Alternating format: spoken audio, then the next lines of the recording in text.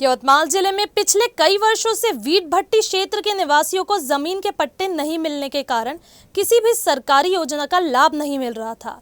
इस दौरान गुरुदेव युवा संघ के अध्यक्ष मनोज गेडाम ने यहां के निवासियों को जमीन दिलाने के लिए नगर परिषद से काफी प्रयास किए। गेल्या 70 वर्षापासून विटाभट्टी परिसरातले गोरगरीब लोक राहत आहे। जिल्हा अधिकारी यांनी स्वतः पुढाकार घेऊन एडीओ साहेबांनी पुढाकार घेऊन आमचा हक्काचा पट्ट्याचा प्रश्न सोडवण्यात यावी आमची मागणी आहे। नाहीतर मी माझ्या पत्रामध्ये मेन्शन करू नये का गेल्या 3 वर्षापासून नियमाने मी त्यांना हक्काचे पट्टे मागत आहो।